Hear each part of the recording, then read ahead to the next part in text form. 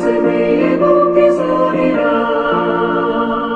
주님 약속하신 말씀 위에서 영원하신 주의 사랑이 믿고 성령으로 힘써 싸워 이기며 약속 믿고 굳게 서리라.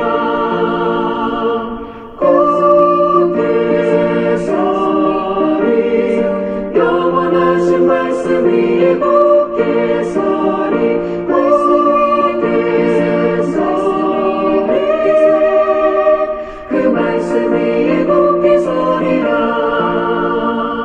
주님 약속하신 말씀 위에서 성령 인도하는 대로 해가며 주님 품에 항상 안식 얻으며 약속 믿고 굳게 서리라. 약속 믿고 굳게 서리 영원하신 말씀 위에 굳게 서리 말씀 위에 굳게 서 그 말씀 위에 굳게 서리라. 오늘 우리들에게 주시는 하나님 말씀은 마가복음 14장 27절에서 31절 말씀입니다. 예수께서 제자들에게 이르시되 너희가 다 나를 버리리라. 이는 기록된 바 내가 목자를 치리니 양들이 흩어지리라 하였음이니라. 그러나 내가 살아난 후에 너희보다 먼저 갈릴리로 가리라. 베드로가 여짜오되 다 버릴지라도 나는 그리하지 않겠나이다. 예수께서 이르시되 내가 진실로 내게 이르노니 오늘 이 밤 닭이 2번 울기 전에 네가 3번 나를 부인하리라. 베드로가 힘있게 말하되 내가 주와 함께 죽을지언정 주를 부인하지 않겠나이다 하고 모든 제자도 이와 같이 말하니라. 아멘. 사랑하는 성도 여러분, 주의 크신 은총이 충만하기를 축원드립니다. 가끔 그런 생각을 합니다. 내 미래를 조금 더 미리 알 수 있으면 얼마나 좋을까. 거창한 미래보다는 내일 하루만이라도 먼저 어떤 일이 일어날 것인지를 예측만 하면 얼마나 좋을까 하는 그런 생각입니다. 그러나 인간에게 내일을 정확하게 아는 사람은 아무도 없는 것 같습니다. 내일 무슨 일이 닥칠지, 아니 몇 시간 후에 어떤 일이 내게 다가올는지 모든 것은 하나님의 그 비밀 속에 다 담겨져 있다는 것입니다. 어쩌면 우리가 미래에 대해서 미리 알게 되면 오히려 우리가 살아가는 삶의 모든 것들이 뒤죽박죽 될 수도 있기 때문에 우리가 그것을 감당할 수 없기 때문에 하나님께서는 그것을 아셨기에 우리의 미래를 비밀로 감추어져 있다는 것도 알게 됩니다. 그래도 우리가 예언되어 있는 이 미래를 알고 있다면 그래도 좀 더 잘 준비된 성공적인 삶을 살 수 있지 않을까 그렇게 생각하기 때문에 우리가 내일이든 내년이든 내 미래에 대해서 많이 궁금해하고 또 알기를 원하죠. 구약 성경에 보면 유다의 왕이었던 히스기야가 병이 들었습니다. 곧 죽게 된다는 큰 병이죠. 그때 그는 벽을 앞에 두고 하나님 앞에 통곡을 하면서 기도합니다. 하나님의 은총을 달라고 요청을 하죠. 그때 하나님께서는 이 히스기야에게 15년이라는 보너스 인생을 그에게 주십니다. 그런데 계속해서 성경을 읽어보면 이 15년의 이 보너스 인생을 히스기야가 아주 유용하게 하나님이 기뻐하시는 삶을 살았는가? 그건 아닌 것 같습니다.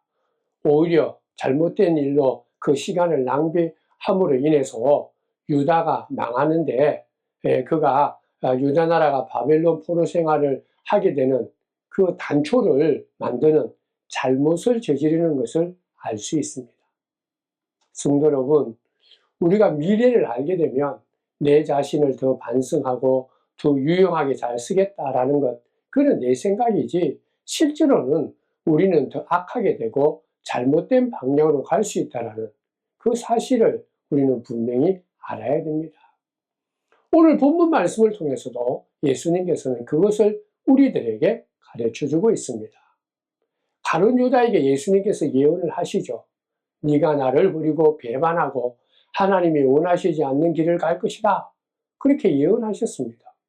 그때 가룟 유다가 그 말을 듣고 회개하기는커녕 더 완악해져 버렸죠.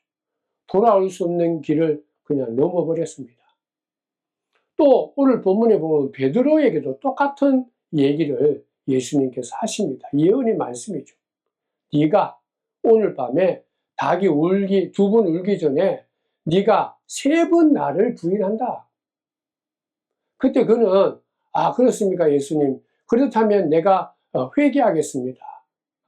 그렇게 주님 앞에 나온 것이 아니라 오히려 더 큰 소리로 뻥뻥 치는 것을 우리가 오늘 말씀을 통해서 알 수 있습니다.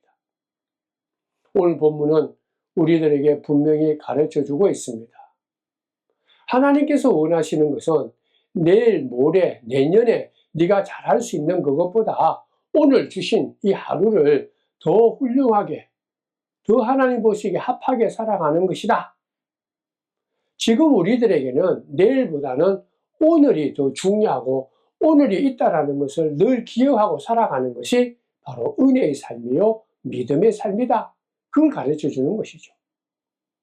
예수님께서는요 그 마지막을 잘 준비하셨습니다.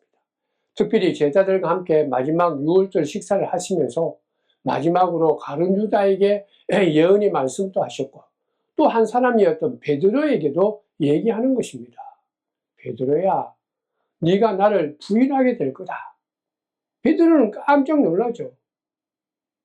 여기서 먼저 또 하나 기억해야 될 것은 예수님은 그의 마지막 가는 길, 인생의 마지막 길, 십자가에 가는 길에 혼자였다라. 홀로 가시는 이 외로움과 아픔과 그 모든 것들을 몸소 다 체험하셨다라는 것을 알 수 있습니다. 무엇보다도 가장 사랑했던 제자들이 자신을 다 떠날 수밖에 없다는 것을 예수님은 아셨지 않습니까? 혼자밖에 안 된다. 이 가장 어렵고 힘든 길을 홀로 가야 간다. 혼자 걸어가야 된다는 것은 예수님에게도 굉장히 견디기 어려운 아픔이요 힘든 일이었습니다. 예수님께서 마지막 제자들과 함께 유월절 만찬을 하는 그 시간은 고독하고 쓸쓸하고 힘든 시간이었습니다. 그럼에도 불구하고 예수님은 그 시간을 혼자 잘 넘어가신 거예요. 특별히 사랑하는 제자 베드로가 자신을 부인하고 배반한다라는 그 사실을 아시고 오늘 본문에 그렇게 말씀하는 거예요. 내가 진실로 그래. 진실로라는 이 말은 진짜다. 네가 나를 거부하는 거, 부인하는 거 진짜다. 그러네. 성경에 보면 예수님은 사람을 너무 좋아하셨어요. 그리고 사람 만나는 것을 귀히 여기고 사람 한 사람 한 사람을 가장 소중하게 여겼습니다. 이 땅에 사람이 얼마나 소중한가라는 것을 제자들에게, 우리들에게 가르쳐 주시고 보여주신 것이죠. 그리고 함께 동행하는 것, 사랑하는 것도 우리들에게 가르쳐 주셨습니다. 그렇기 때문에 예수님께서 가시는 곳은 사람들이 항상 있었고 또 예수님께서는 사람들이 있는 곳을 직접 찾아가신 것을 알 수가 있습니다. 그런데 성경에 보면 예수님께서 홀로 있었던 경우가 2가지인데요. 하나는 기도하실 때입니다. 하나님 앞에 기도할 때는 홀로 계셨어요. 모두를 다 물리치고 홀로 계셨고 그리고 마지막 십자가의 길을 걸어가실 때도 홀로 가신 것을 알 수가 있습니다. 만약 예수님께서 인간들에게 연연해 있었다면 마지막 십자가의 길을 홀로 걸어갈 수가 없었던 것입니다. 사랑하는 성도 여러분, 우리가 흔히 친구 따라 강남 간다 그러죠. 물론 강남 갈 수는 있죠. 그러나 어느 순간에는 같이 가서는 안 되는 그런 자리라면 스톱해야 돼요. 멈춰야 돼요. 멈춰서고 혼자 가는 것도 하나님을 믿는 사람, 하나님께 택한 백성들의 모습입니다. 예수님께서는 그 사실을 이 마지막 십자가의 길에서 우리들에게 보여주신 거예요. 사람들을 정말 좋아하고 제자들과 함께 있고 제자들을 말씀으로 가르치는 것을 좋아했지만 마지막 이 십자가의 길은 혼자 가야 된다. 혼자 가는 그 길이 아프고 쓸쓸하고 힘들지만은 그러나 이게 혼자 가야 되는 그 길이 바로 하나님의 뜻이요. 내가 그 길을 걸어가는 것이 바로 내가 하나님께 맡은 사명이다. 하나님의 뜻을 이루는 것이다. 그렇게 깨닫고 알았기 때문에 힘들고 쓸쓸하고 외로웠지만은 그 길을 홀로 가신 것입니다. 성도 여러분, 때때로 우리 인생에도 이런 홀로 가야 될 길이 있다라는 사실을 아셔야 됩니다. 그 홀로 가야 될 때가 어떤 때인지는 우리가 순간순간마다 그리고 늘 하나님께 물어봐야 돼요. 하나님, 지금이 혼자 걸어가야 될 때입니까? 아니면 친구와 함께 걸어가야 될 때입니까? 지금 모든 걸 다 내려놓고 나 혼자 아무리 외롭고 힘들지만 그 길을 내 스스로 내 마음에 새기면서 걸어갈 때입니까? 문제는 많은 사람들이요, 혼자 있어야 될 이 외로움, 힘든 것을 견디기 어려워서 분명히 혼자 있어야 되는데 사람들을 물리치고 하나님 앞에 혼자 무릎 꿇어야 할 그때도 오히려 사람들을 만나고 사람들과 떠들므로 인해서 진정한 하나님의 뜻을 우리가 찾지 못하고 잃어버릴 때가 있다는 것입니다. 예수님께서 마지막 십자가의 길을 홀로 갈 수 있었던 그 이유가 바로 오늘 27절에 보면 스가랴 말씀을 인용하면서 모든 제자들이 자기를 떠날 것을 먼저 말씀하시죠. 내가 혼자 간다. 참 외롭다. 그렇게 말씀하시면서도 그것을 잘 감당했던 그 이유가 바로 27절에 우리들에게 가르쳐 주고 있습니다. 28절 말씀입니다. 그러나 내가 살아난 후에 너희보다 먼저 갈릴리로 가리라. 아주 중요한 말씀입니다. 예수님께서는 십자가의 죽음에 대해서도 알고 계셨지만 부활에 대해서도 이미 알고 계시고 믿으셨다라는 거예요. 지금의 마지막 십자가의 길이 고난의 길이다라는 것도 확신했지만은 이 고난을 넘어서 영광의 부활의 생명에 대해서도 알고 계셨다라는 거죠. 즉 예수님께서는 하나님께서 주신 그 약속, 하나님의 말씀을 마음속 깊이 확신하고 있었다라는 거예요. 세상에 어떠한 고난과 고통이 있어도 그거보다 더 큰 하나님의 영광과 부활과 생명과 축복이 있다라는 그 약속, 그 약속이 마음속에 있었다. 품고 있었던 거예요.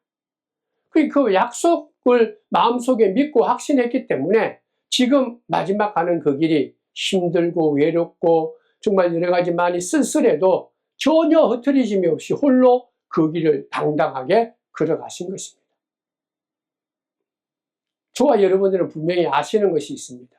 인간이 그렇게 강한 존재가 아니다라는 거죠.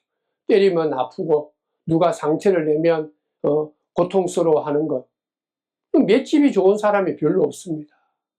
그러나 우리가 아무리 우리가 약하고 맷집이 약해도요, 어느 순간에는 하나님의 길을 걸어가야 될 때가 있다는 거예요. 그게 어떤 때일까요?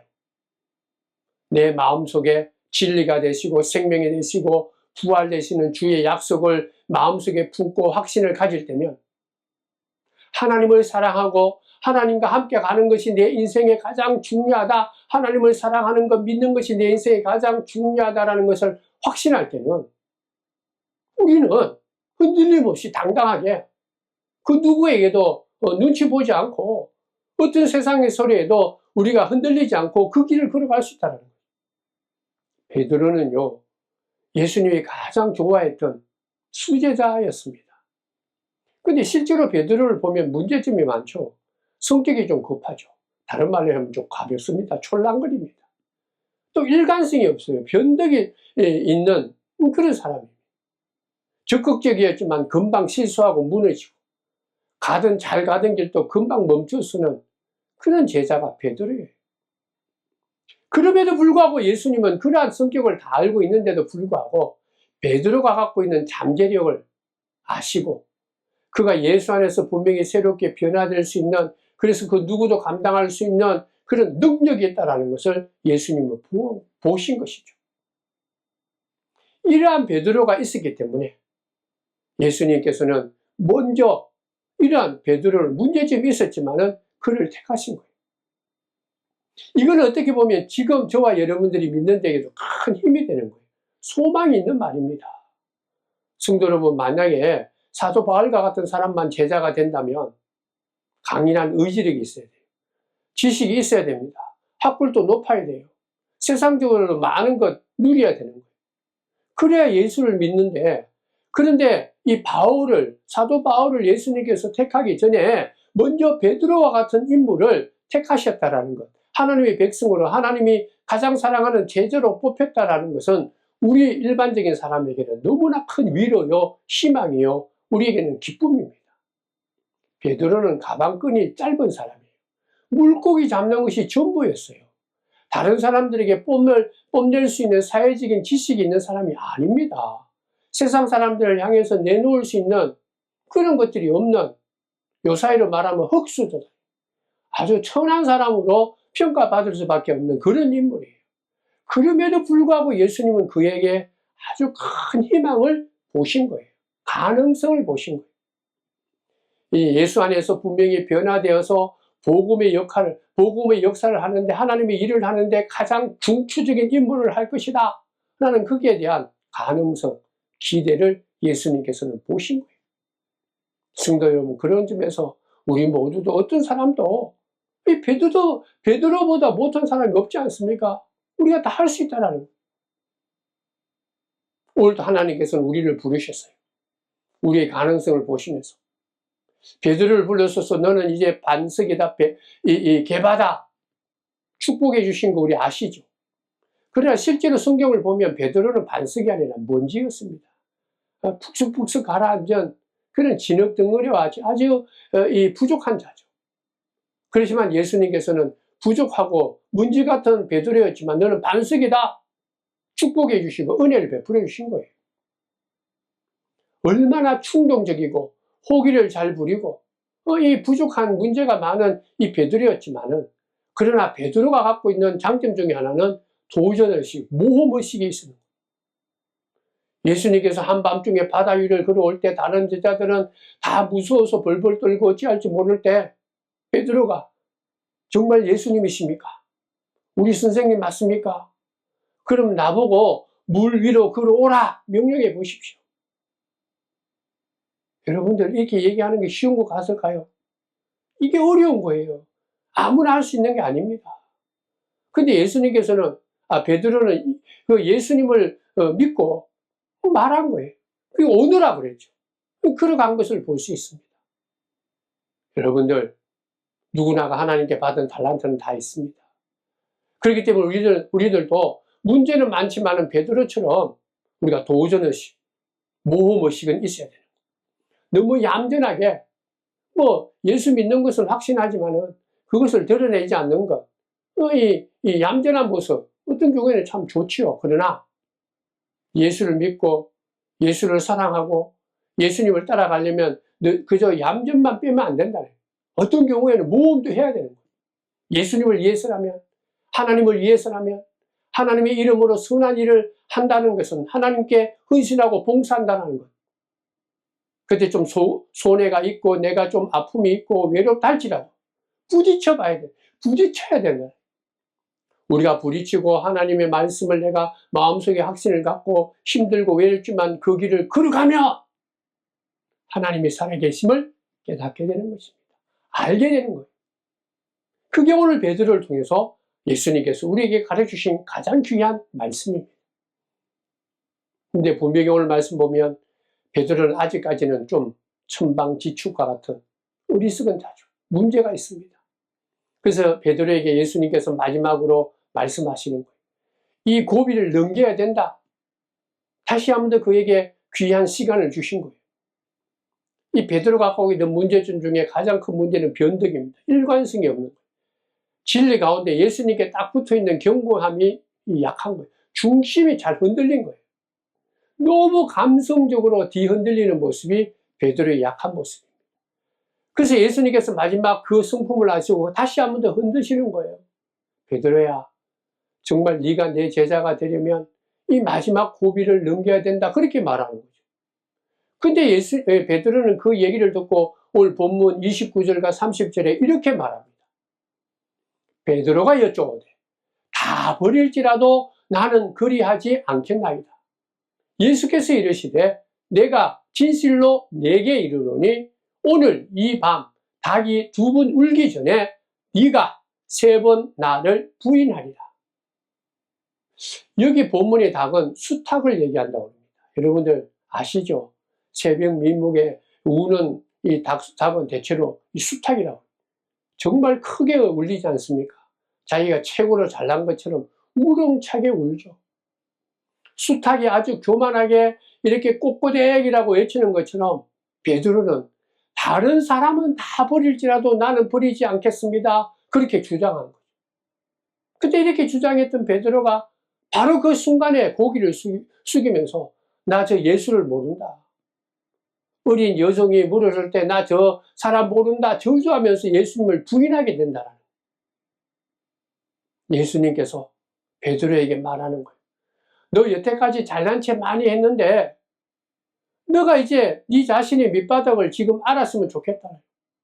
네가 어디까지 추락하는지 너 스스로 좀 깨달았으면 좋겠다. 그러니 그게 예수님께서 베드로에게 주는 마지막 기회입니다. 하나님을 만날 수 있는 예수님의 사랑을 깨달을 수 있는 마지막 기회다라는 거예요.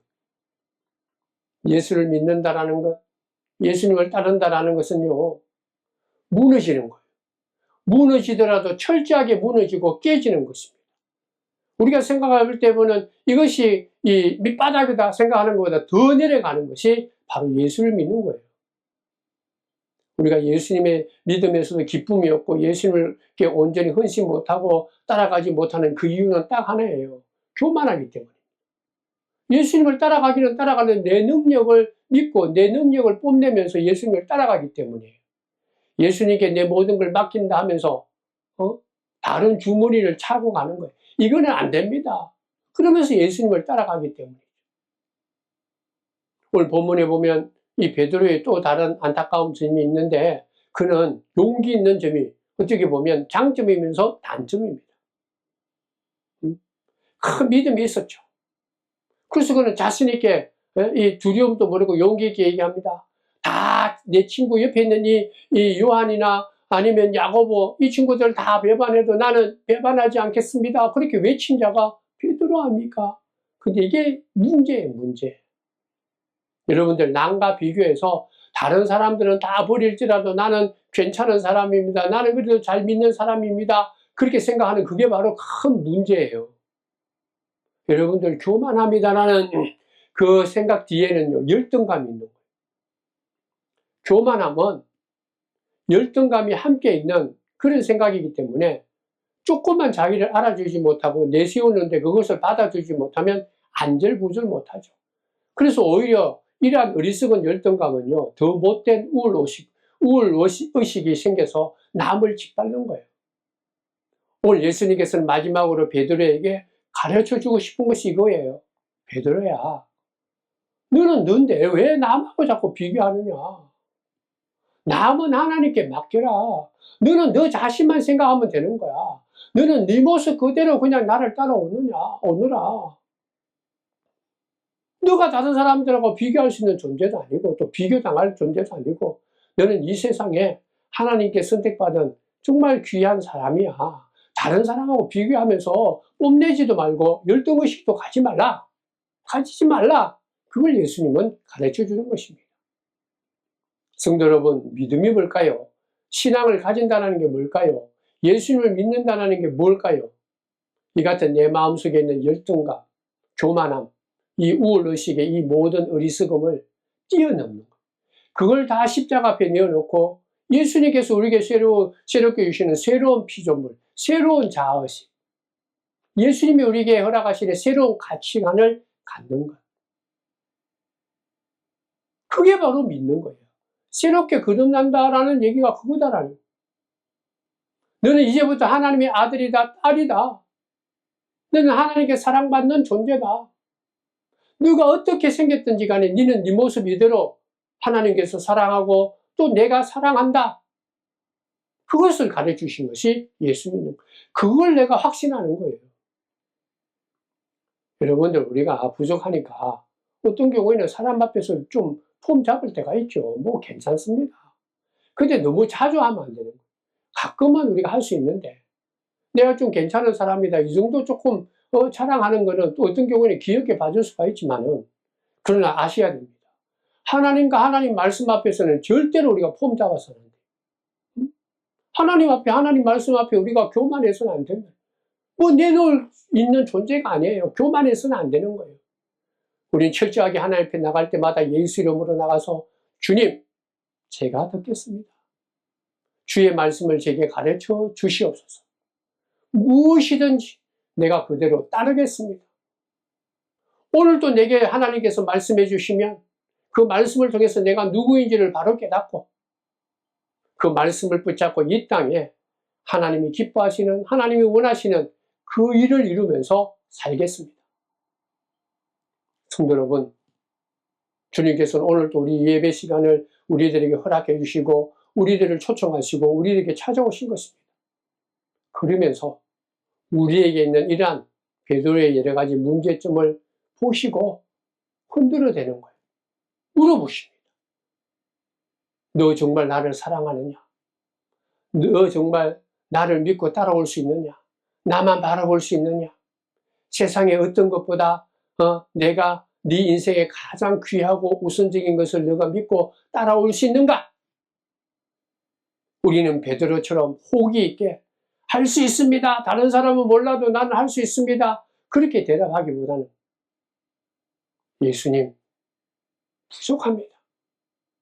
이 시간 내 자신을 더욱더 찬찬히 보기를 원합니다.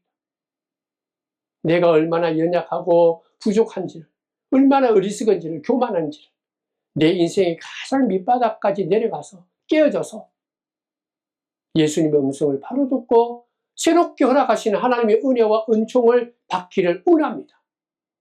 고백하십니다. 그때 하나님께서는 베드로에게 새로운 은혜를 주셨듯이 우리들에게도 분명히 새로운 역사와 새로운 가능성을 허락해 주실 것입니다. 오늘도 말씀하시고 우리들을 받아주시고 우리에게 귀한 은혜로 함께 해주시는 이 귀한 주님의 은혜와 말씀을 내 마음속 깊이 새기면서 겸손한 마음으로 마음의 문을 활짝 열고 새롭게 거듭나는, 예수를 닮아가는, 예수의 인격을 품고 예수의 말씀으로 온유와 겸손함으로 무장하는 이 시대에 하나님께 사랑받은, 그리고 또 하나님께 귀하게 쓰임받는, 하나님을 사랑하고 내 자신을 사랑하고 이웃을 사랑하는 복된 성도들 다 되시기를 주님의 이름으로 축원드립니다. 기도하겠습니다. 하나님 고맙습니다. 베드로를 통해서 우리가 다시 한 번 더 새롭게 될 수 있는 놀라운 기회를 얻었다는 것을 기억을 하고, 오늘도 주시는 말씀에 주여 우리가 정말 교만하게 장담하고 뭔가 하나님 앞에 내놓을 수 있는 것은 나는 분명히 믿습니다. 다른 사람은 몰라도 그렇게 외치기보다는 더욱더 겸손한 마음으로 오늘도 예수님 앞에, 십자가 앞에 내 모든 걸 다 내려놓고 내 자신의 모습을 바로 보고 깨우시고 엎어놓고 다시 한번 내 자신을 완전히 주님 앞에 쏟아내고 오늘도 우리에게 허락하시는 성령의 은혜로 새롭게 거듭나고 새로운 가치관으로 더욱더 하나님을 닮아가는 예수님의 인격을 품는 하나님의 백성들, 하나님의 자녀들 되게 도와주셔서 남은 여생 동안 더욱더 기쁨이 있고 감사가 있고 찬송이 있고 하나님을 기쁘시게 하는 복된 성도들 다 될 수 있도록 축복하여 주옵소서. 예수님의 이름으로 기도드리옵나이다. 아멘.